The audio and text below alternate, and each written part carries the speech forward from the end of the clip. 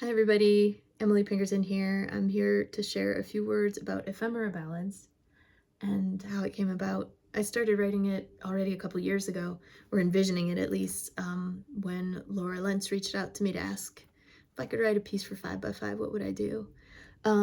Exploring gender and gender identity as it connects to like the use of the voice and the sound of the voice.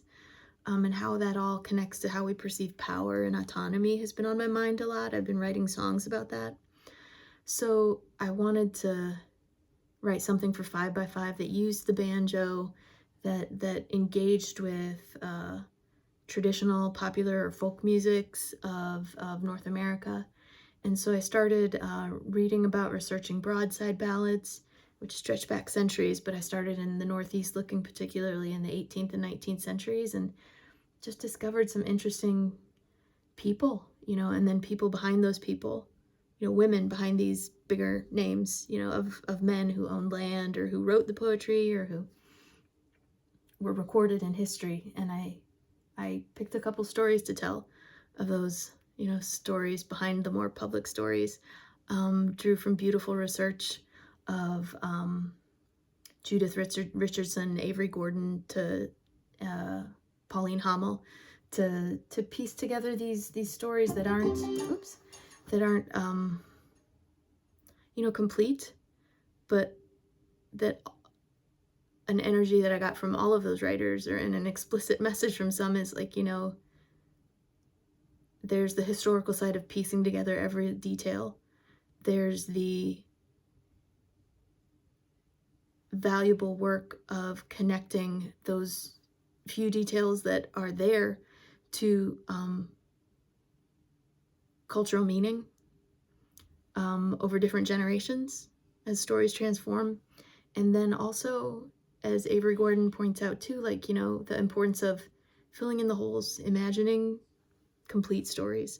So a lot of what I'm telling about these two women, Anna Dorothea Swartz and Anna Liza, is imagined. Pieces of it are imagined. Some through the banjo, some through these textures that we build, and then the original poetry that I wrote based on, pieces of their story gathered from these writers and from old poetry. I also played around a lot with different ways of making music. I'm a very, have your instrument in your hand person, and build from there, whether it's on the computer or elsewhere. But I tried using my software in different ways that I'm not used to. Like this, like building a groove, block by block, brick by brick. Starting with a banjo riff.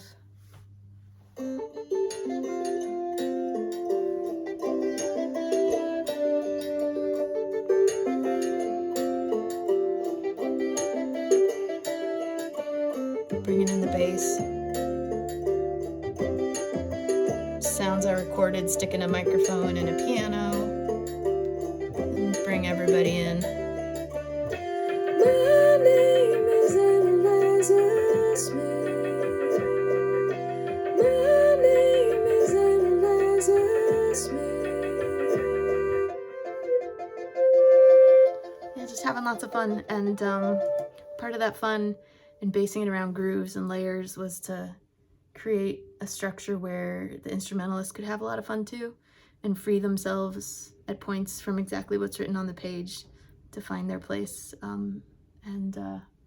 yeah, have fun as we build the energy and tell these stories.